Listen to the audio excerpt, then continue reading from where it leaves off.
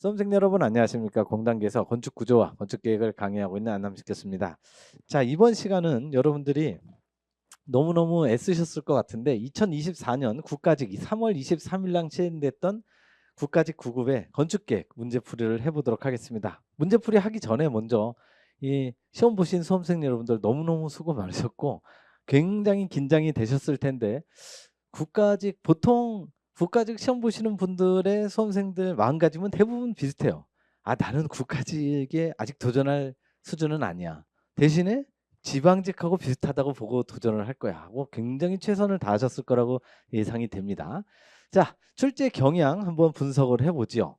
전체적으로 여기 지금 보시면 괄호 안에 요 녹색으로 돼 있는 게 앞에 게 서울시 우리 2월 달 시험 추가 채용 1차 시험이고 요게 작년 6월 지방직입니다. 그러니까 최근 두 번 시험의 평균을 보실 수가 있고 그리고 출제 문항수가 지금 강론은 딱 4하고 8하고 중간 정도죠. 그냥 평균적으로 나왔다 생각하시면 되는데 건축사가 세 문제가 보통 많아도 세 문제인데 네 문제가 나왔어요.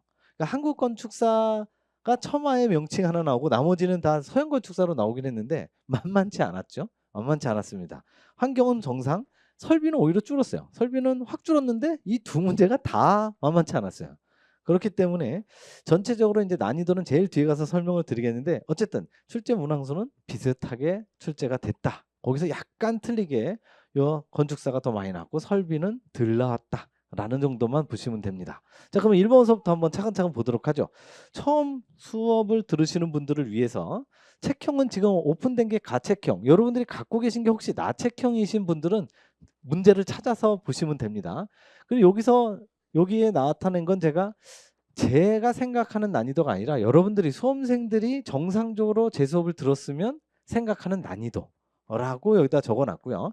요거는 이제 기본서면 기본서, 기출이면 기출, 이렇게 제 교재에 몇 페이지에 나와 있는 내용이다라는 걸 적어놨습니다. 참고하시기 바라고요. 1번부터 갑니다. 전 시간에 자연채광 방식에 대한 설명으로 옳은 것. 제가 제 실전 모의고사를 풀어보신 분은 알지만 지금은 아니고요. 작년도 아니고 재작년도에 2년 전에 제 실전 모의고사 문제가 20문제가 다 옳은 거를 물어보는 거였어요. 그러니까 다 옳은 걸 물어보는 데다가 지문이 기본적으로 2배가 더 길어요. 그러니까 그럼 좀 옳지 않은 것도 쉬어가는 문제가 있어야 되는데 전부 다 옳은 거야. 전부 다 옳은 거. 근데 이번 시험에 1, 2, 3번이 다 옳은 거부터 시작을 했죠. 만만치 않았습니다.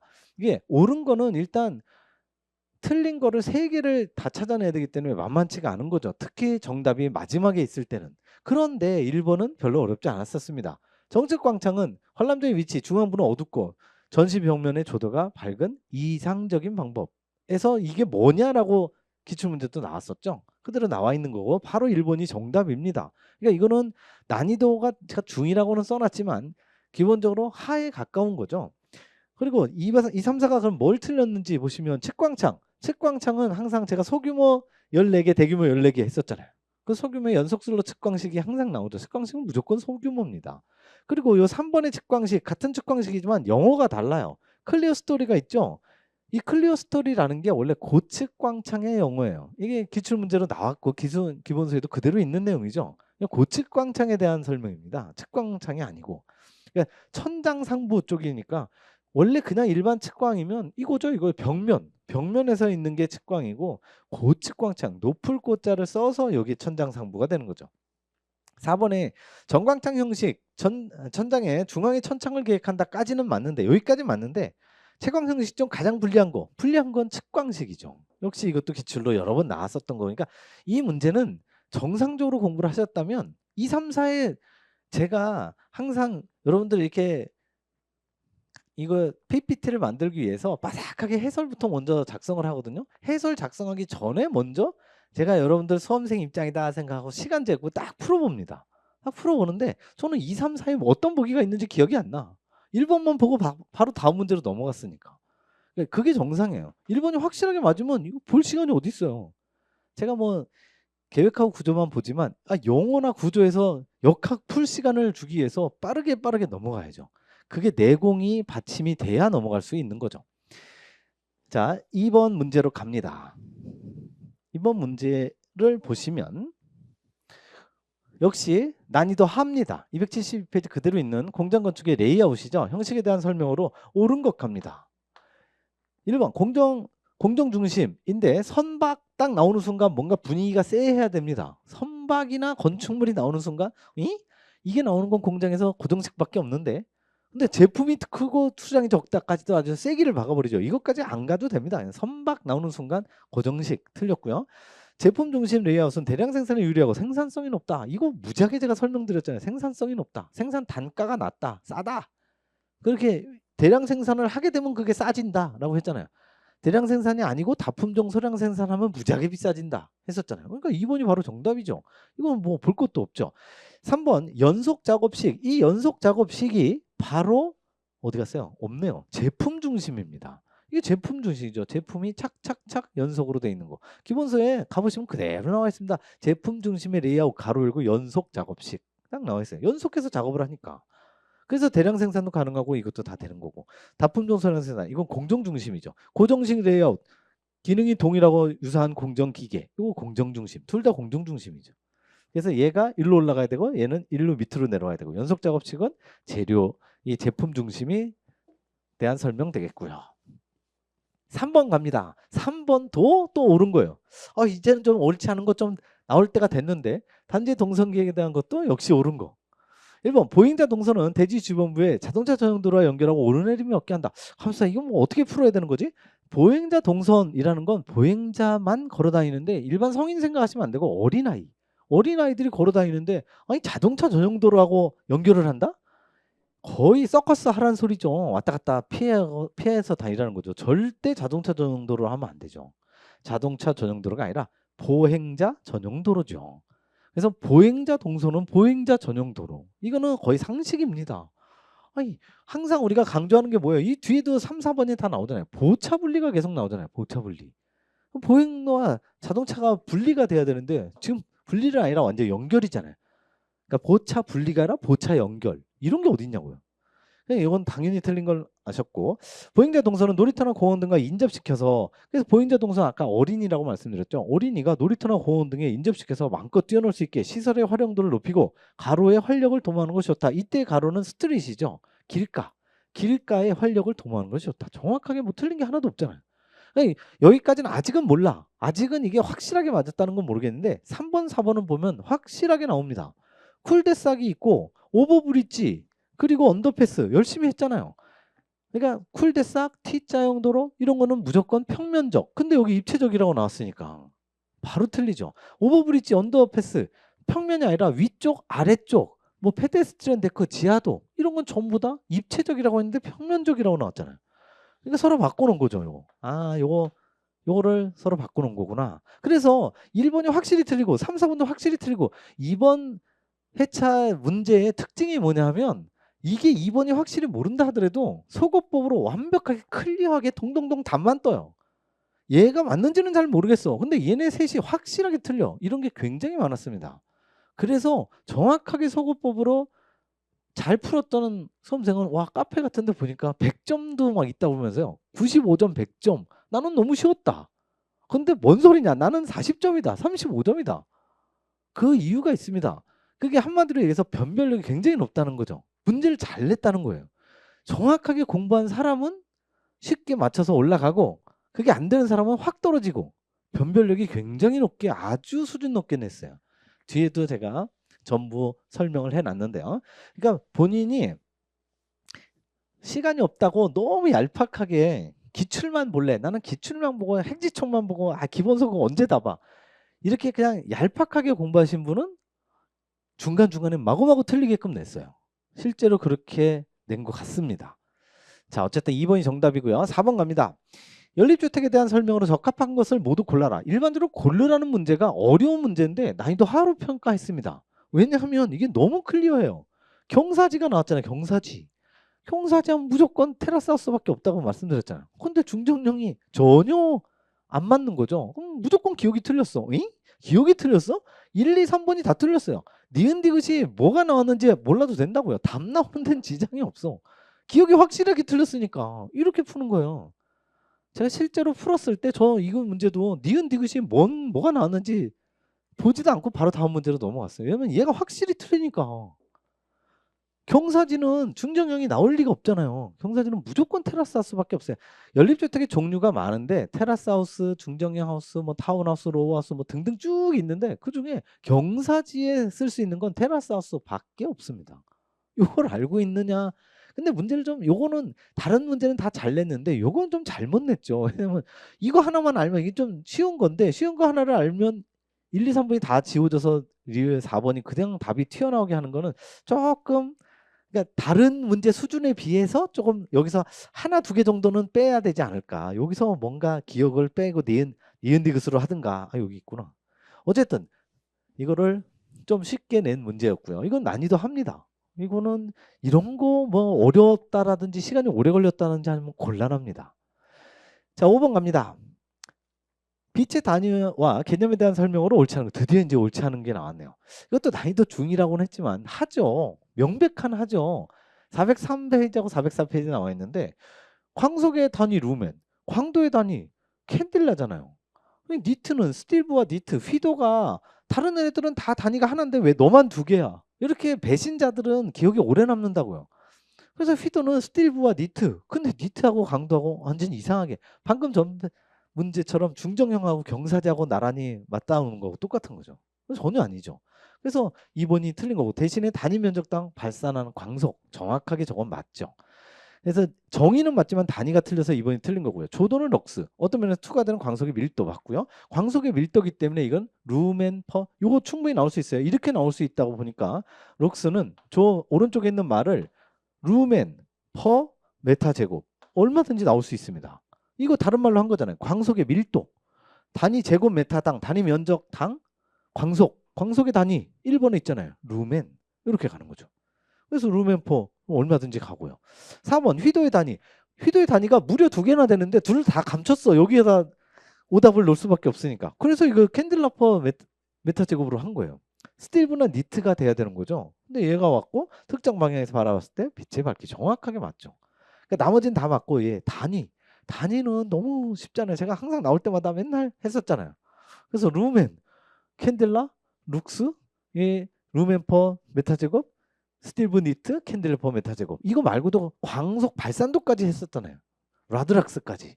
그것까지 다 했는데 아 이거를 틀리시거나 조금 헷갈리시거나 아직 부족하신 겁니다. 분발하셔야 됩니다. 자 6번 갑니다. 근대의 건축 사조 중에 하나인 데스틸에 대한 설명을 옳지 않은 것. 이것도 난이도 상으로 분류하지 않았습니다. 그 이유는 데스틸 요게 제가 여러 번 설명드렸죠. 이게 영어도 아니고 괴상망측하다고요. 이게 네덜란드라고 했죠. 이렇게 독특한 나라는 별로 잊어버리지 않습니다. 그래서 이거는 쉽게 맞췄는데 게르트 리트벨트도 있고 몬드리안도 있는데 요 내용들은 요 슈레드 하우스는 워낙 유명한 거니까 3번 같은 경우는 이제 기출문제로 여러 번 나왔었으니까 알 것 같은데 4번이 애매해. 2번과 4번이 애매해. 그런데 이거는요. 국립교육기관을 설립했다라는 게 이게 아주 독특합니다. 바우하우스라는 월터 그로피우스가 근대 건축의 3대 거장이 르꼬르비제, 미스 반데루에, 프랭크 로이드 라이트 이 3대 거장을 꼽혔지만 결국에 그러한 국제주의 건축을 창시자한 사람은 월터 그루피우스예요.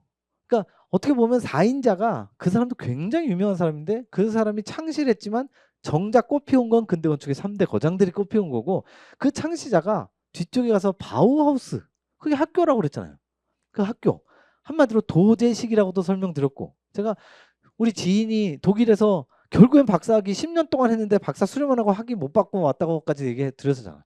여기는 국립교육기관인데 도제식이에요. 제가 박사라면 제가 지도 교수다. 그러면 네가 박사 과정이 있으면 네가 박사학위를 받으려면 나를 뛰어넘는다는 거를 증명해야 돼. 그런 게 어딨어.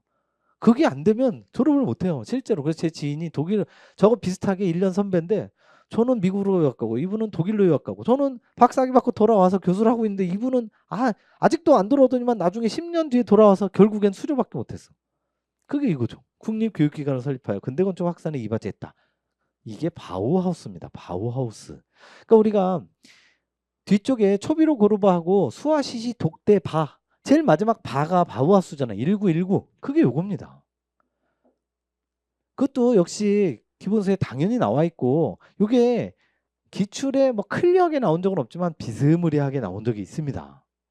요 정도는 그냥 얘는 확실하게 데스티니라는 게 보이는데 학교나 교육기관이라는 거는 기본적으로 바우하우스밖에 없는 거죠. 전체 건축 사조에서.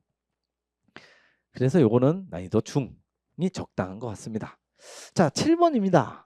7번. 이것도 굉장히 어렵게 생각하시는 분들이 있을 것 같아서 중상으로 표시를 해놨어요. 제가 생각할 땐 이거는 중한데 제가 생각하는 난이도가 아니라 여러분들이 생각하는 난이도. 130페이지에 사무소의 엘리베이터에 나와 있는데요. 고층 사무소에 엘리베이터 6대를 대면 배치한다. 대면 배치. 우리가 일렬 배치 있고 뭐 알코브 배치 있고 대면 배치 있고 여기 있죠. 근데 대면 배치를 한다. 일단 일면 배치는 아니기 때문에 대면 배치를 할 때 A 사무소 같은 경우에 고층행 저층행 구분이 없어요. 이게 핵심인 거죠. 여러분들 왜 그런 얘기 있잖아요. 내년부터인가 2025학년도부터인가는 국어 영어 한국사가 뭐 사고력 있는 문제가 들어간다고 그랬잖아요. 이게 딱 사고력 있는 문제입니다. 이런 게. 전체적으로 이번에 건축 계획이 다 사고력 있는 문제를 많이 물어본 것 같아요. 그러니까 그 응용력이 있으면 고득점이 나왔고 없으면 완전 밑으로 가고 그래서 문제를 잘 냈다는 거죠. 이게 뭐냐면 구분이 없이 한 그룹을 했고 여기는 고층행 저층행 두 그룹으로 나눴다는 거죠. 그러니까 얘가 고층행이 여기는 있고 여기는 없고 그거를 착안을 할 줄 알아야 돼요. 그렇다면 여기가 고층행만 이렇게 있을 리가 없잖아요. 고층행 하면 당연히 고층행이라고 썼겠죠. 주로 저층행이라는 의미입니다. 고층행이 거의 없이 예를 들어서 얘가 진짜 고층행이 확실히 있고 저층행이 있으면 이걸로 했겠죠. 그러니까 이것도 아니고 고층이 아니면 저층 위주구나. 그러면 이거는 130페이지 가보시면 일반적인 대면 배치 3.5에서 4.5 그거는 시험에 나왔었죠. 기출로 나왔었고 왼쪽 건 나왔어요. 그러니까 왼쪽 거는 3.5, 4.5라는 건 일단 알아두시고 여기에 고층행이 들어가잖아. 그러면 이제 생각이 필요한 거예요. 저층이면 기본적으로 한 5층이라고 보는 거고 고층이면 우리가 고층 건축물, 초고층 건축물이 있으니까 한 30층이 있다 보자고요. 여기는 5층, 여기는 30층. 당연히 여기는 사람이 더 많을 거 아니에요. 층이 많으니까. 그럼 사람이 더 많이 기다리겠네? 되면 거리는요. 3.5에서 4.5보다 더 커야죠. 큰 걸 찾는 거죠. 큰 걸. 그래서 3.5, 4.5 두 개밖에 없네요. 그러면 이쪽에 큰 거. 얘밖에 없잖아요. 이거는 답이 그냥 튀어나와 보일 수밖에 없는 생각만 하면 그냥 알 수, 물론 거기에 3.5, 4.5는 기본 지식으로 알고 있어야죠. 3.5, 4.5도 아니고 다른 걸 찾는다 그러면 이제 문제가 달라지지만 그 정도는 알고 계셔야죠. 그래서 3.5, 4.5를 기준으로 해서 그보다 큰 거. 그래서 2번밖에 답이 안 되는 거죠. 이것도 제가 지금 얘기한 대로 이런 사고 논리적으로 쭉 생각한 사람한테는 어렵지 않았어요. 근데 이런 게 있는지조차 전혀 생각도 못한 사람한테는 굉장히 어려운 문제죠. 이게 바로 변별력입니다. 이게 문제 낸 사람이 굉장히 잘 낸 거죠. 사고력으로 굉장히 신경을 많이 써서 낸 거예요. 제가 서울시 2차에서도 설명드렸지만 서울시 추체 시험도 여태까지 서울시에서 낸 거하고 완전히 다르게 정말 깔끔하게 잘 냈는데 이거마저도 건축계획 교수님들이 이렇게 깔끔하게 내신 적이 없었어요. 역대급으로. 어렵다 쉽다가 아니라 변별력이 굉장히 높게 낸 거예요. 공부를 열심히 하고 사고력이 응용력이 좋은 사람은 고득점을 받고 아닌 사람은 완전히 밑으로 가게끔 냈어요. 문제를. 이런 문제가 굉장히 많았다는 거죠. 자, 8번. 8번은 난이도 중입니다. 이거 어려워하시면 안 됩니다. 111페이지에 그대로 나와 있고요. 제가 이거 법규 개정됐다고까지도 설명 그래도 드렸죠. 그래서 아마 제 수업 받으신 분은 대부분 맞히셨을 거예요. 왜냐하면 제가 이거 수시로 설명드렸죠. 이 건축 구조에서도 막 계획 문제를 막 설명드렸었잖아요. 이 슬래브 두께 해갖고. 왜 우리 일방향 구조에서는 100mm고 그렇다면 이게 층간 소음 감은 얼마냐 막 설명드렸잖아요. 얘가 210이죠. 210. 근데 230mm로 했다. 한마디로 이거를 법규 적용을 하라는 거죠. 그러니까 얘가 210보다 크니까 오케이 이렇게 되는 거고요. 얘는 라멘 구조는 이게 벽을 따라 내려오는 게 아니라 보호 기둥으로 구성되어 있기 때문에 층간소음이 훨씬 준다고 그랬죠. 그래서 이게 150으로 낮아도 된다고 그랬죠. 역시 150보다 160이 더 크니까 오케이. 얘네 둘이 원래 여러분들 기출을 보시면 이게 50하고 45 뭐 이렇게 안 돼 있어요. 다른 값으로 돼 있습니다. 다른 값으로 돼 있는데 이게 경량, 중량이 동일하게 49로 개정됐다고 말씀드렸죠. 그러니까 얘는 49보다 크니까 이건 소음이죠, 소음. 레벨 데시벨러는 소음. 이거는 49보다 크니까 디귿은 탈락. 그렇지만 리을은 49보다 작으니까 얘는 맞는 거죠. 그래서 기역, 니은, 리을만 맞고 디귿이 틀린 4번이 정답이 되는 거죠. 근데 이거는 111페이지 가보시면 그대로 제가 진하게 밑줄이 돼 있어요. 진하게 밑줄. 적어도 진하게 밑줄 정도만 보셔도 무조건 맞게끔 돼 있다고요. 그러니까 이런 것들은 보면 얘네들은 법이 바뀐 적이 없지만 얘는 법이 바뀌었죠. 심지어 제가 올해 들어와서 23년 말인가 24년 초에 들어와서 개정사항을 하나 더 보내드렸어. 이것도 개정됐습니다. 원래 이거 더 업그레이드가 됐어요. 다음 걸로. 근데 아직 거기까지는 나오지 않을 거다라고 말씀을 드렸죠. 왜냐면 아직 시행이 안 됐으니까. 근데 이거는 그대로 살아 있습니다. 49, 49. 그래서 법규 개정되는 걸 꼼꼼하게 잘 따라오셔야 돼요. 어쨌든 이것도 공부를 열심히 했다면 별로 어렵지 않았던 내용이었고요. 210, 150. 9번 갑니다. 9번도 난이도 중입니다. 이것도 절대 상이 아니에요. 왜냐? 답의 3번 보기는 상이야. 상이 맞아. 근데 1, 2, 4가 너무 클리어해. 1번 봅니다. 노점 온도의 정의. 공기 중에 수증기가 응축. 완전 응결돼 갖고 수증기가 우리가 커피 믹스 하나 먹으려고 찬물을 갖다가 커피포트 딱 누르면 빠글빠글빠글 끓잖아요. 끓는 거는 액체가 기체로 가는 기화. 기화의 반대는 응축입니다. 기체가 액체로 되는 거, 물방울로 되는 거, 응축돼서 이슬이 형성되는 온도. 그래서 이슬로잖아요. 이슬로. 이슬이 맺히는 온도 정확하게 맞죠. 공기선도. 공기선도나 습공기선도나 같죠. 공구온도, 습구온도. 그리고 여기는 없지만 노점 온도도 있죠. 공구온도, 습구온도, 노점 온도, 상대습도, 절대습도, 비체적, 엔탈피, 뭐 기타 등등. 뭐 수증기 분압 여러 가지 있었죠. 10개가 되잖아. 뭐 하나도 틀린 게 없잖아요. 4번은 공기온도와 습구온도를 알면 공기선도를 사용하여 노점 온도를 알 수 있다. 여기 그래서 노점 온도가 싹 빠진 거죠. 이게 지금. 공기온도, 습구온도, 노점 온도. 그 10가지가 다 들어가 있잖아. 그러니까 2번이나 4번이나 같은 문구죠. 근데 3번은 잘 모르겠어. 1, 2, 4가 확실하게 맞다고요. 몰라도 된다고요. 3번 몰라도 1, 2, 4를 정확하게 맞으니까 얘는 답이 얘밖에 없는 거지. 상대 습도가 100%일 때는 노점 온도는요. 건고 온도하고 정확하게 동일하게 같게 됩니다.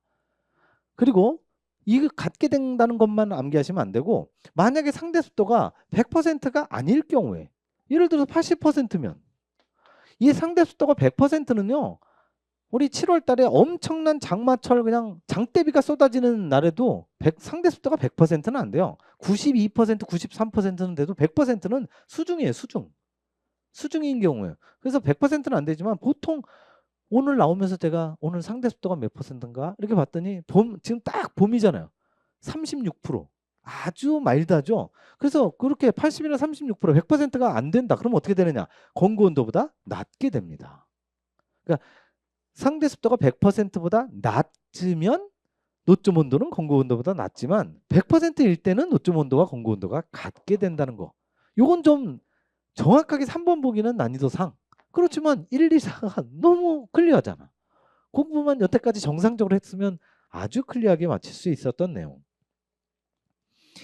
10번 갑니다. 자, 10번. 10번은 교재 680페이지에서 81페이지에 그대로 있는 내용이에요. 그렇지만 난이도 상으로 생각합니다. 왜냐하면 여러분들이 일반적으로 9급을 준비하시는 분들이라면 여기까지 빠삭하게 공부를 안 했을 거라는 가정하에 이것까지 만약에 기본서까지 하셨다. 그러면 그분은 9급 수준이 아니라 7.5급 정도를 준비하시는 분이에요. 그러면 당연히 이거 맞히죠. 왜냐하면 1번부터 4번까지 하나도 빠짐없이 다 있었어요.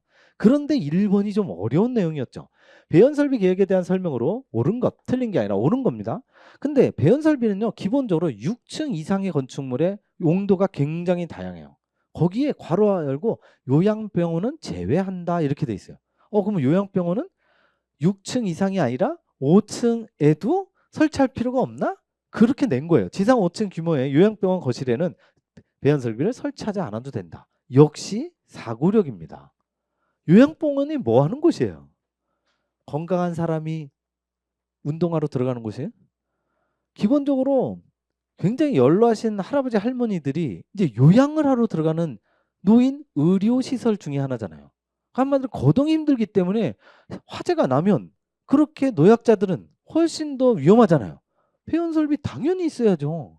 6층 이상이 아니라 5층 이하 더 있어야 된다는 얘기예요. 그게 좀 어렵긴 했습니다. 그래서 이거는 손색 없이 난이도 상 5층 규모가 아니라 2층짜리 요양병원도 무조건 있어야 돼요. 왜냐하면 여기 계신 분들이 누가 있느냐 그걸 생각해야 되는 거예요. 그렇게 해서 법을 만든 거거든요. 배연설비 반드시 필요해서 틀린 거고요. 2번 배연설비를 설치해야 되는 건축물은 배연창을 설치하되 배연창 자 배연창이라는 건 이 유독가스가 빠져나가게 만들 수 있는 창을 설치하는 거죠. 소방안전을 위하여 기계식 배연설비 누가 더 강력하겠어요? 배연창하고 기계식 배연설비하고 누가 더 강력할까요? 우리 환경에서 했잖아. 자연적 그리고 설비적 누가 더 강력해요? 설비가 강력하죠. 기계가 더 강력하지. 얘가 있으면 얘는 필요 없다. 설치를 금한다. 필요 없다도 아니구나. 설치를 금한다. 그럴 리가 없잖아. 이거는 그냥 건축계획의 문제가 아니라 국어의 문제죠. 아니 배연설비를 왜 설치해? 화재가 났을 때 어떻게 해서든지 불보다 그 유독가스가 더 위험하다고 그랬잖아요. 유독가스를 빼줘야 되는데 설치를 금한다? 절대 설치하면 안 돼. 그럴 리가 없죠. 배연창이 설치가 돼 있어도 기계식 배연 설비는 요거 소방 안전 규정에 맞춰서 그대로 적합하게 설치할 수 있다. 이렇게 나옵니다. 근데 엄밀하게 그 설치할 수 있다. 뭐뭐 할 수 있다라는 거 법은 어떻게 해석하라고요? 설치해야 한다. 왜냐하면 강력한 게 있을수록 당연히 좋은 거죠. 우리의 목표는 뭐예요? 어떻게든지 법적으로 규제를 해서 인명피해를 줄이는 거잖아요. 근데 설치를 금한다? 그러면은 나 인명피해 나든 말든 신경 안 쓰겠다. 그럼 왜 배연창도 설치하지 말죠. 이게 말이 안 되잖아. 역시 그렇게 풀어야 되는 거고 3번은 정확하게 맞습니다. 방화구역을 할 때 그 구역마다 한 개소 이상의 배연창. 이게 한 개소냐 두 개소냐 뭐 이거를 공부를 했어야 되는 거고 이거는 그대로 맞는 정답. 요 3번, 4번도 마찬가지예요. 반자 높이가 바닥으로부터 3m 이상인 경우 배연창은 하부로부터 1.8이 아니라 2.1m 이상. 우리가 2.1이 원래 5셋이었는데 이제 6셋으로 바뀌었습니다. 2.1이 하나 더 들어갔습니다. 배연창의 높이죠. 배연창의 하변으로부터 높이 2.1m 위치에 놓이도록 한다. 왜 1.8이 아니고 2.1일까요? 항상 뜨거운 공기는 위로 올라간다고요. 천정이 쫙 붙기 때문에 얘가 낮은 데 있는 게 아니라 높은 데 있어야 돼. 그래서 2.1m 이상이라고 그러잖아요. 2.1, 2.5, 2.9, 3.0 다 좋아요. 어디 있어도 높은 데 있으면 좋다고. 왜냐면 뜨거운 공기가 위쪽으로 올라가니까. 이게 낮으면 안 된다는 거죠.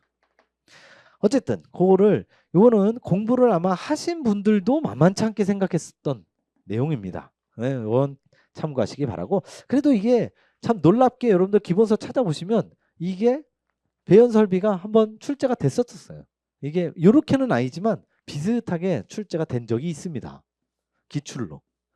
그러니까 한마디로 기출로 출제가 되면 그 근방에 있는 건 다 공부를 해 주셔야 되는 거죠. 자, 11번으로 갑니다. 11번. 이거 문제도 굉장히 어렵게 생각하면 어려운 건데 난이도 하죠 이거. 확실한 하죠. 왜냐? 1번, 3번은 너무 쉬웠어요. 2번, 4번이 어려웠죠. 제가 얘기했잖아요. 2종 근생시설, 1종 근생시설은 이거 7급 하시는 분들만 보세요. 라고 했지만 1, 3은 무조건 알고 계셔야죠. 근데 1번을 딱 보니까 아파트 연립주택 다세대주택은 공동주택이다. 아니 기숙사를 빠진 나머지 4개 중에 3개네. 뭐 2, 3, 4가 뭔 보기가 나왔는지 볼 필요가 없는 거죠. 무조건 1번이지. 옳은 걸 고르라니까. 이거 뭘 생각을 해요. 2, 3, 4 저도 이 문제도 마찬가지였어요. 제가 20문제를 푸는데 제가 하나 틀렸어요. 하나 틀렸는데 20문제를 푸는데 정확하게 걸린 시간 6분 걸리더라고요. 6분. 그래서 뭐야 왜 이렇게 쉬운 거야. 저한테는 굉장히 쉬웠어요. 근데 갑자기 카페 같은 데 보니까 어려웠어요. 뭐 말도 안 되게 어려웠어요. 막 응? 근데 어떤 수험생이 자기는 100점 맞았다. 95점 맞았다. 어렵지 않았습니다. 제 동지가 하나씩 나오는구나. 그게 뭐냐면 제가 아까도 얘기했지만 이 사고력의 흐름을 정확하게 꿰뚫고 있는 사람은 쉬운 거고 그게 아니면 너무너무 어려운 문제고. 실제 그렇게 나온 거죠. 저는 그렇게 6분 안에 풀면서 이게 2, 3, 4가 뭐가 있는지는 모른다고요. 기억이 안 나. 보지도 않았으니까. 이것만 딱 보고 바로 다음 문제로 넘어가야죠. 자, 3번도 확실하게 쉽죠. 다가구 주택. 다가구랑 다중 똑같다고 그랬잖아요. 660제곱미터 이하. 그리고 3계층 이하. 이게 4계층 이하면 이 연립이나 다세대 쪽으로 가는 거잖아요. 그래서 연립이나 다세대 공동주택은 4계층 이하지만 이 다가구 다중 단독주택은 둘 다 3계층 이하죠. 이건 쉽죠. 1번 3번은 쉬운데 치과의원, 한의원, 산후조리원 얘네들은 역시 기출로 나왔었습니다. 이거 2종이 아니라 1종입니다. 그러니까 요 2종과 요 1종을 서로 바꿔치기 한 거예요. 얘네들을 서로 바꿔치기했죠. 일반 음식점, 사진관, 독서실 전형적인 1종입니다. 전형적인 2종. 얘네들이 2종, 얘네들이 1종. 둘이 바꿔치기 한 거죠. 1종과 2종의 근생시설을 빠삭하게 그 뭐 한 20몇 개 되는 걸 암기할 필요는 없지만 적어도 이렇게 출제된 정도는 알아두시는 게 좋아요. 얘네들은 시험에 또 나올 수 있습니다. 왜냐면 치과의원, 한의원 여러분들 동네에서 많이 보는 거잖아. 산후조리원까지는 아니지만 그래도 요 일반 음식점, 독서실 이런 거 많이 보는 거. 얘네들은 2종, 얘네들은 1종. 1, 3번은 쉬운 거. 12번 갑니다. 12번은 난이도 중. 르네상스 초기 르네상스 시대 건축가인 레온 바티스타 알베르티 누군지도 모르겠어요. 근데 왜 난이도 중일까요? 르네상스니까. 르네상스면 건축가의 모든 건축가가 동일하진 않지만 큰 흐름이라는 게 있다고요. 여러분들 제가 문제 낼 테니까 맞춰보세요. 바로크는 굉장히 소규모의 건축물을 주로 많이 지었다. 무조건 틀리잖아요. 왜냐면 바로크 건축가가 누군지는 모르지만 대부분 대규모고 화려해. 타포 바로크가 항상 대규모라면서요. 그러니까 그러듯이 르네상스 하면 생각나는 게 수학적인 비례예요. 수학적으로 비례를 칼같이 탁탁탁 맞췄다고. 근데 1번, 2번, 4번을 보면 굉장히 어려워. 어려운 건 사실 3번에 보면 아름다운이란 각 부분들과 전체 사이의 부조화 그리고 불일치에서 얻어지는 것이라고 주장했다. 굉장히 독특하지 않아요? 뭔가 이상하지. 그거 좋다 이거야. 니네가 이 알베르티라는 사람이 그걸 주장했다고 치자고. 이 사람이 르네상스 건축가가 되기 위해선 수학적인 비례하고 뭔가 공통점이 있어야 된다고. 근데 수학적인 비례와 부조화와 불일치가 맞겠냐고요. 조화와 일치죠. 그 일치가 다른 말로 균형입니다. 균형. 수학적인 비례라는 게 뭔가 비례식으로 1대 2대 4 뭐 이렇게 칼같이 딱딱 맞히는 거 그걸 얘기하는 거잖아요. 그러면 조화하고 일치나 균형이 맞아야 되는 거지 정반대로 해놓은 거죠. 나는 1, 2, 3은 1, 2, 4는 뭔 소리인지 잘 모르겠어. 물론 여기 기본서에 보면 비슷하게 나와 있는 것도 있고 안 나오는 것도 있는데 굉장히 지엽적인 내용이에요. 1, 2, 4번은. 근데 3번은 이거는 상식적으로 충분히 맞출 수 있다고. 대신에 상식이 아니라 르네상스가 수학적인 비례의 특징을 갖고 있다는 걸 확실하게 알고 있어야죠. 제가 그래서 맨날 이걸로 문제 냈었잖아요. 로마네스크는 뭐냐? 로마네스크가 무슨 곡면을 강조했느냐? 그러면 아니라고 했잖아요. 로마네스크는 정방형, 정사각형을 굉장히 강조했고 르네상스는 수학적인 비례. 바로크는 엄청 대규모고 화려했다고 했듯이 그런 거를 정확하게 알고 있어야 풀 수 있는 거죠. 그러니까 이런 것도 그게 르네상스가 수학적인 비례가 아주 클리어해야 얘는 아니구나라는 게 딱 보이죠. 그게 클리어하지 않으면 긴가민가 하죠. 이게 뭐가 맞는 건지 에이 이거는 틀리라고 낸 문제구나 막 이렇게 그냥 합리화 시켜버리죠. 근데 이거는 난이도 상이 아닙니다. 절대. 그러니까 1번, 2번, 4번 보기로만 다 4개가 나왔다면 난이도 상. 근데 3번이 확실하게 얘만 톡 튀잖아요. 이런 거는 난이도 상이 아닙니다. 13번. 이것도 난이도 중인데요. 이거는 제가 뭐 맨날 쭉 읊어드렸었죠. 이게 평행주차 형식이 평행주차 형식도 아니구나. 이륜자동차 전용이 아닌 경우는 무조건 출입구가 하나냐 두 개냐까지 다 했었죠. 두 개의 경우에 3.3, 3.5, 4.5, 6.0. 근데 하나면 훨씬 쉽다고 그랬죠. 5.0 아니면 5.5, 6.0 세 개밖에 없다고 그랬죠. 얘가 어딨어. 이거는 출입구가 두 개에도 4.0은 없어요. 4.5는 있는데 4.0은 없죠. 그러니까 조금이라도 이건 공부를 하셨던 분이라면 난이도 중으로 하기가 미안하죠. 이거 하지 하. 그래서 주차 형식에 따른 차로의 너비 기준 옳지 않은 거 바로 3번이죠. 평행 주차는 기본적으로 제일 위쪽에 평행이 0도죠. 직각이 90도. 0도는 항상 3.3 아니면 5.5죠. 5.0이죠. 그래서 평행주차가 3.3이나 5.0인데 여기선 출입구가 하나니까 5.0으로 가야죠. 5.0, 5.0 그리고 교차주차도 5.0, 5.5, 6.0 이렇게 가는 거죠. 그렇다면 제가 열심히 맨날 필기했었잖아요. 출입구 2개, 출입구 하나. 지금 출입구 하나니까 여기가 제일 위가 우리 교재에 나온 순서대로 하면 여기가 평행, 그리고 여기가 직각, 이 순서대로 60도, 45도, 교차 이렇게 나와 있잖아요. 근데 항상 45도와 교차는 항상 똑같다고 그랬잖아요. 얘네들은 똑같으니까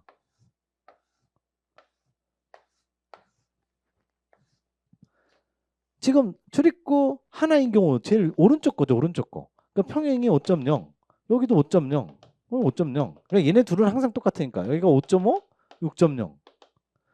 그러면 두 개는 여기가 3.3, 3.5, 3.5. 얘네들은 똑같고 얘는 4.5, 6.0. 직각은 무조건 6.0입니다. 출입구가 하나든 두 개든 무조건 6.0입니다. 그래서 요게 머릿속에 딱 들어가 있으라고 맨날 적어드렸잖아. 그러니까 이건 난이도 중이라고 하면 안 됩니다. 이거를 혹시 틀리신 분이라면 아직 많이 공부가 부족하신 거예요. 자, 14번. 이것도 난이도 상이라고 하지 않았습니다. 제 생각에 이거 난이도 하예요. 왜냐면 저 이거 문제 푸는데 딱 3초 걸렸거든요. 왜냐하면 제가 그림을 그려드렸잖아. 한국 건축의 첨화 부분에서 가라의 명칭을 바르게 연결한 거 그림을 잘 보시면 얘가 동그라미가 있고 얘는 뭐 각진 게 있어. 이쪽에선 그림이 잘 안 보이는데 이쪽에서 잘 보여. 동그라미가 안쪽에 있고 각진 게 바깥에 있어. 제가 뭐라고 설명을 했었어요. 석가래 설명을 할 때 장연, 단연, 그리고 부연을 어떻게 그림으로 제가 설명드렸었잖아. 그림으로 해서 얘가 이렇게 이렇게 있는데 처음에 나오는 이거 빨간색의 장연, 여기에서 나오는 게 단연, 그리고 추가로 이렇게 나오는 거 얘가 부연이라고 했잖아요. 항상 부연 설명한다고 설명드렸었잖아. 그러니까 부연이라는 건 항상 석가래에 덧 얹어서 덧붙여서 나오는 거예요. 추가로 나오는 거, 제일 끄트머리 나오는 거죠. 그러면 얘가 뭐 장연인지 단연인지는 모르겠지만 얘는 석가래고 얘는 무조건 각으로 돼 있는 건 부연이야. 가가 뭐야? 가구나. 첫 번째 건 부연이네. 답 끝 하고 그냥 넘어갔죠. 저는 3초 걸렸다고요. 이거를 그대로 제가 설명을 드렸었잖아. 그림으로. 이게 제가 지금 거짓말하는 게 아니잖아요. 여러분들 기본 이론 가보시라니까. 기본 이론 가서 한국 건축사 그거 다시 한번 보시라고요. 이 그림이 딱 그려져 있어요. 그래서 여기 장연, 단연, 마지막에 부연입니다. 그래서 항상 우리가 뭐 할 때 부연 설명할 때 부연 그렇게 보시면 되는, 추가로 덧붙이는 거 그렇게 푸는 거예요. 이것도 원래는 제가 이렇게 풀 수 있을 정도로 문제를 내면 안 되죠. 이게 3번이나 4번 보기에 가가 부연이 하나가 더 나왔었어야 돼. 그래야 이제 어려운 문제가 되는 거죠. 이거는 난이도 합니다. 원래 냉정하게 보면 부연만 알면 풀 수 있게 돼 있으니까. 부연하고 석가래는 알 수 있는데 추년은 좀 어렵고요. 설에는 한 번도 들어본 적도 없고. 그래서 이게 어려웠던 거죠. 자, 여기에서 다시 설명을 드리면 여기가 오른쪽 그림에서 안쪽에 있는 동그라미 얘가 바로 석가래, 장연이든 단연이든 석가래, 요 지붕의 가장 뼈대가 되는 거죠. 이 칠판 앞뒤로 요렇게 있는 거. 그렇게 해서 지붕을 받치고 있는 뼈대, 갈비뼈처럼 받치고 있는 뼈대, 여기서부터 여기까지가 다 석가래를 얘기하는 거고요. 얘는 부연. 이렇게 되는 거죠. 그러니까 얘가 부연이고 얘가 석가래고, 얘는 밑에 있는 거, 요게 그림을 잘 보시면 얘가 요렇게 돼 있어요. 이쪽으로 이렇게 45도로 올라가 있어. 45도로 올라간 거 라를 추녀라고 하고요. 45도에서 앞으로 튀어나가 있는 거죠. 튀어나와 있는 걸 사래라고 합니다. 요건 좀 어려운 거죠. 추녀가 45도 각도로 돼 있는 거. 그렇게 보시면 돼요. 요거는 문제가 어려운 것 같지만 보기가 1번이 부연이 딱 나오는 순간 갑자기 이게 난이도 중하로 훅 떨어지는 거죠. 절대 어려운 문제가 아닙니다. 이건. 요것만 정확하게 알고 계시면. 15번 갑니다. 역시 난이도 중.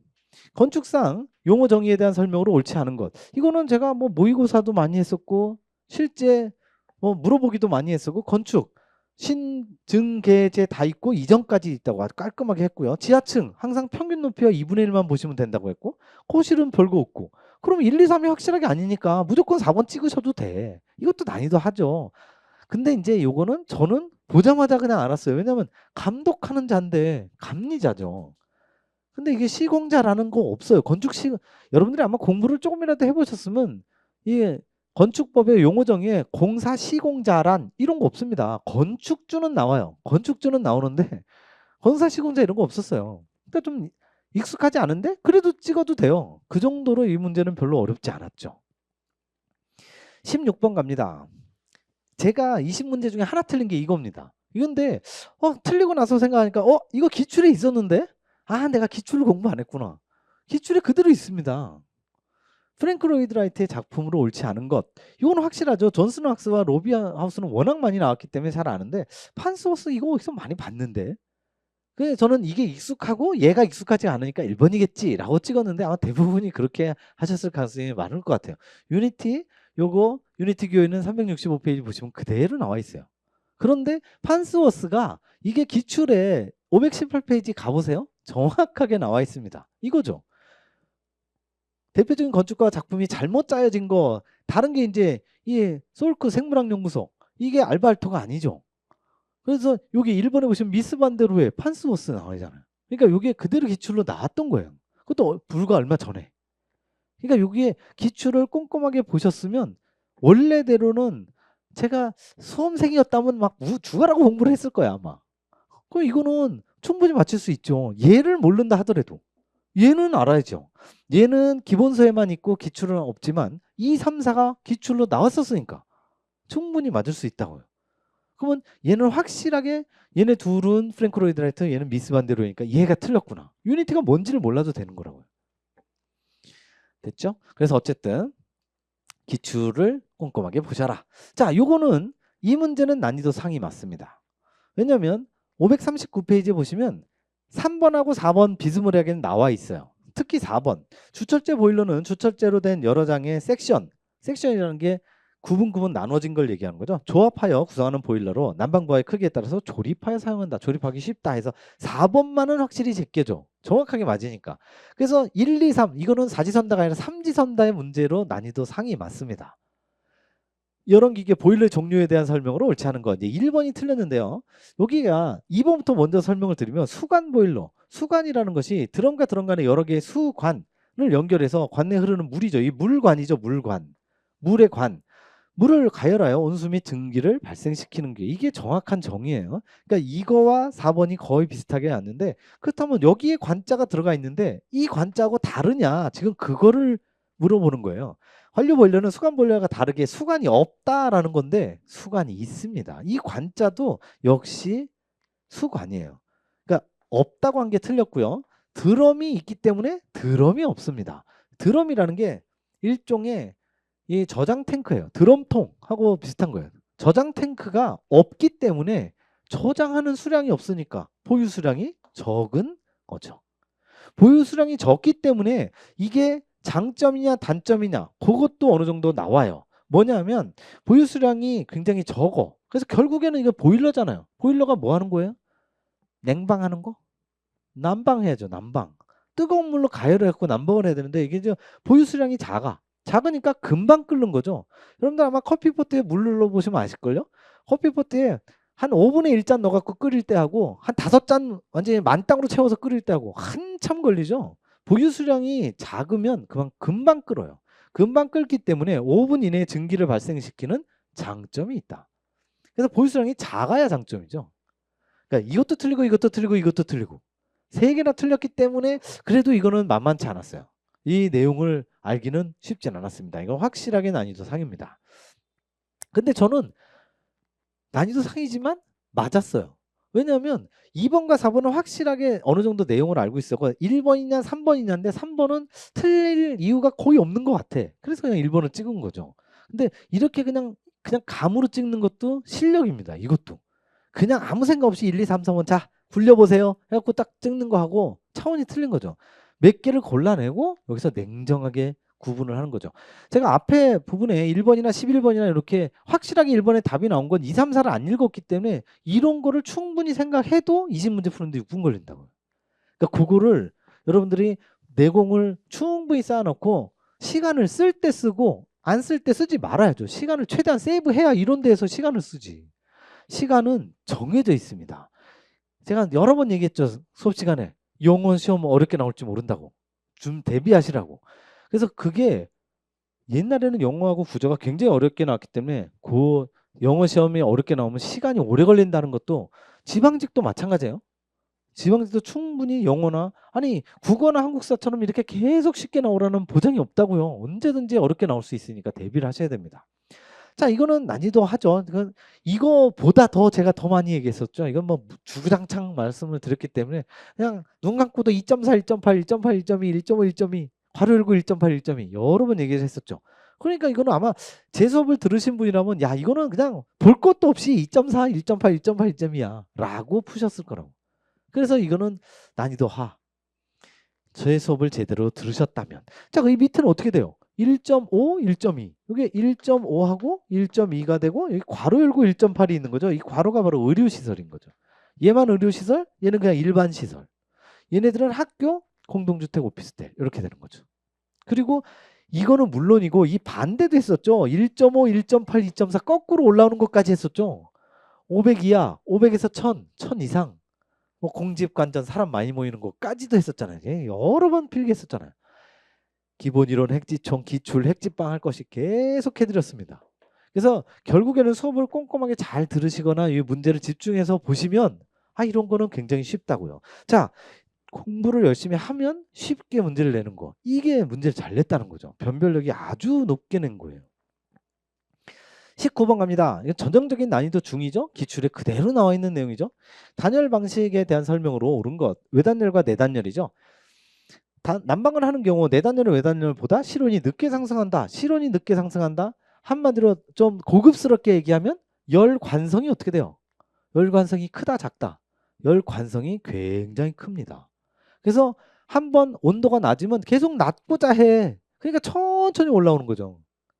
지속 난방을 하는 거죠. 그래서 이게 바뀐 거죠. 내단열과 외단열이 바뀌었죠. 외단열은 내단열보다 실온 상승이 굉장히 늦게 된다. 열관성이 크기 때문에.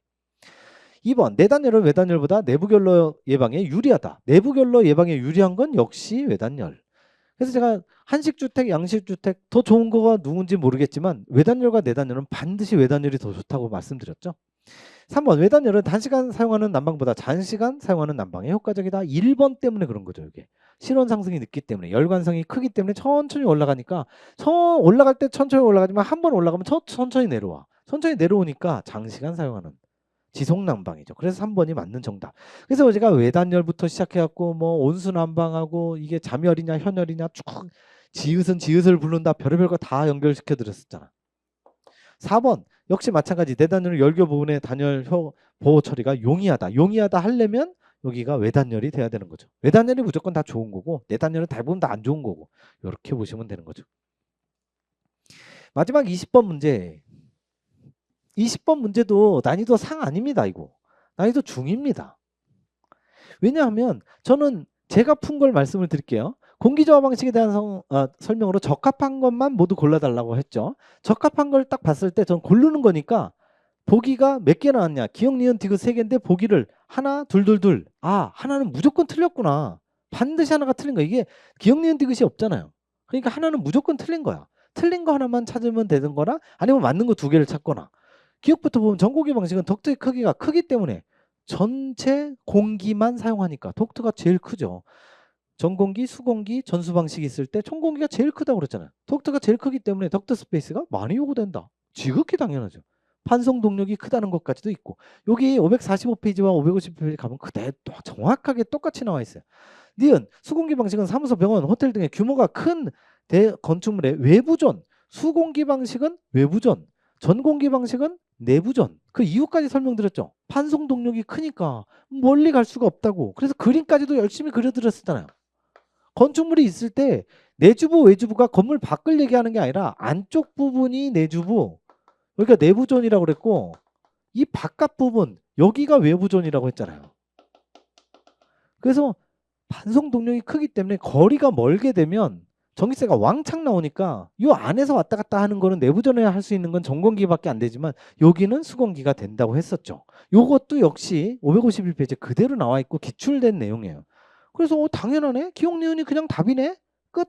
이렇게 해서 기본적으로 그냥 2번이 나왔어요. 디귿이 뭔지는 잘 모르겠지만 혹시 몰라서 한번 요거는 읽어봤어요. 냉매 방식. 우리 소규모, 대규모 14개 쭉 할 때 냉매 방식은 소규모로 들어가잖아요. 냉매 방식, 패키지 유닛 나오잖아요. 그러니까 냉매니까 소규모구나. 근데 중앙 공조 방식이라고 한다고? 중앙 공조 방식은 엄청난 대규모예요. 지역 난방 제가 여러 번 설명드렸죠. 신축 아파트는 요즘에 소위 아파트가 저희 집이 신축 아파트인데 집에서 보일러를 켜면 복장 터져요. 한 번 1도 올라오는데 5시간 걸려. 중앙 난방이라 그래요. 정확히 알아서 보내서 올라오니까. 중앙 난방은 무조건 대규모예요. 얘가 대규모 될 리가 없죠. 개별 방식과 달리 중앙에서 제어가 이루어진다. 개별 제어가 불편해서 비경제적이다. 당연히 개별 제어고 냉매 방식은 소규모라고 그랬잖아요. 소규모기 때문에 경제적이죠. 그렇게 푸는 거예요. 그래서 소규모 대규모를 열심히 암기하는 겁니다. 냉매 방식은 소규모기 때문에 소규모인데 아니 공조 중앙 공조할 리가 없고 개별 제어가 당연히 용이하고 경제적이죠. 싸죠. 이게 개별 제어가 이 소규모가 싸겠습니까? 대규모가 싸겠습니까? 그건 뭐 말할 것도 없는 거죠. 그래서 얘가 소규모라 경제적이고 개별 제어가 용이하고 이것도 틀린 거죠.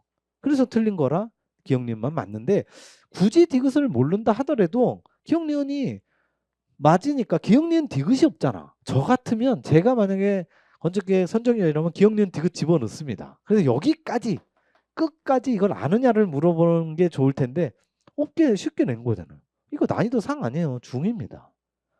따끈따끈한 중. 자, 그러면 이제 드디어 이 국가직 건축계 9급의 전체를 평하는 시간을 갖도록 하겠습니다.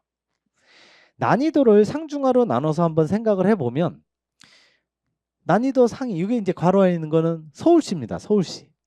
이번에 서울시 추가 채용에서 6개가 나왔는데 4개로 난이도 상은 확실히 줄었어요. 확실히 줄었는데 중에서 아리까리한 문제들이 있었죠.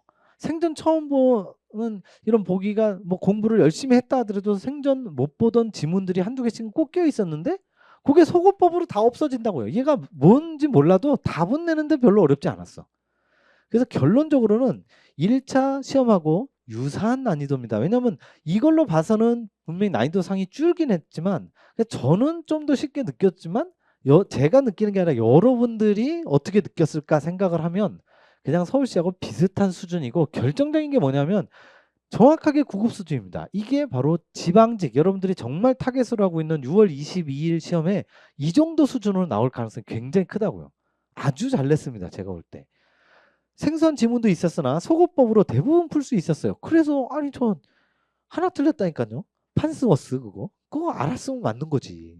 그러니까 여러분들은 지금 보면 한국 건축사에 이거 부연을 맞히느냐 뭐 사례 듣도 보도 못한 걸 이걸 맞춰야 되느냐 막 그러는데 부연만 알면 이 그림만 알면 풀 수 있었던 거고. 그러니까 그렇게 소거법으로 해결할 수 있었다고요. 어느 교재에도 없었던 변별력 낮은 문제는 2-3문제밖에 없었어요. 이 중에 4문제에서도 보세요. 배연 설비는 교재 그대로 있었던 거예요. 그리고 사무소 엘리베이터 대면거리 이거 3.5에서 4.5도 그대로 있죠. 첨화 부분도 부연이 그대로 있죠. 그러니까 완전히 없던 건 대부분 요거예요. 보일러 종류하고 대신에 이제 지문 하나하나씩 이렇게 섞여 있는 거죠. 그래서 대충 한 2-3문제 정도. 굉장히 변별력 높게 낸 거예요. 자, 그래서 이런 문제에 혹시라도 와, 그래? 이게 별로 어렵지 않은 거였어? 45점, 50점 맞은 분들 틀림없이 있을 거라고. 이 대책이 필요합니다. 쉬운 기초 내용부터 7급 기초까지 반드시 보셔서 응용력이 올라가야 돼. 단순 암기 교수님이 한 70회독 하라고 그랬으니까 나는 한 50회독은 해야지. 단순 암기만 해갖고는 딱 그 45점, 50점 나온다니까요. 이게 필요하다고 이게. 이 응용력을 문제를 풀면서 제가 계속 이거 업그레이드 문제를 왜 내겠어요. 이걸 괜히 쓸데없이. 이거 제가 문제 만들어내고 낼 때 굉장히 시간이 많이 걸려요. 나 안 냈으면 좋겠어 나도. 이런 문제를 대비하기 위해서 내는 거네요. 그러니까 이런 문제를 잘 풀어보시라고요. 그게 이런 응용력을 기르기 위해서. 이걸 기르면 얼마든지 할 수 있고. 자, 그러면 이게 만약에 우리 국가직은 이번에는 TO도 굉장히 작았고 뭐 건축계획은 특히 건축계획이 그래요. 군축구조보다 건축계획이 보니까 이게 문제가 쉬웠다 어려웠다가 이 편차가 크더라고. 그래서 이게 합격권에 있는 사람들은 몇 점을 맞아야 되느냐? 한 80점 정도를 맞으셔야 됩니다. 80점 이상을 맞으면 이 정도면 석세스하다. 물론 한 85점이나 90점 쓰고 싶지만 이 정도는 무조건 미니멈은 맞아주셔야 된다. 아마도 이번에 국가직이 몇 명이죠? 20 몇 명인가밖에 안 뽑죠. 그 합격 커트라인은 무조건 80을 넘을 겁니다. 제가 거의 장담해요. 왜냐하면 이 정도 문제에 80을 맞지 못하고서는 도저히 국가직의 이 경쟁이 되지 않습니다. 됐죠? 자, 더 중요한 게 여러분들은 아까 처음에도 제가 말씀드렸지만 국가직을 그래 그냥 실전 모의고사 5,000원짜리 한번 실전에 가서 보지 뭐 라고 편안한 마음으로 가셨을 가능성이 굉장히 큰데 이게 지방직의 수준하고 너무 비슷하다고요. 그래서 이거를 긴장하셔야 돼요. 혹시라도 점수가 낮으신 분은 지방직도 이렇게 나올 거다. 지방직도 영어나 한국사가 어렵게 나올 수 있다. 그럼 거기에 대비를 해야겠구나. 지금 3개월도 안 남았으니까 충분히 시간은 있어요. 그래서 3개월은 좀 안 남았지만 그 정도 시간이면 제가 볼 때 여러분들이 이 문제를 풀 정도면 지금 내공이 어느 정도는 찰랑찰랑 많이 올라왔다고 생각이 됩니다. 지금서부터는 이제 부족한 부분을 잘 모아서 정리하는 시간이 필요합니다. 그렇게 하면 지방직 충분하리라 생각이 됩니다. 자, 이렇게 해서 3월 23일 진행됐던 건축직 국가직 9급의 건축계획 문제풀이 모두 마치도록 하겠습니다.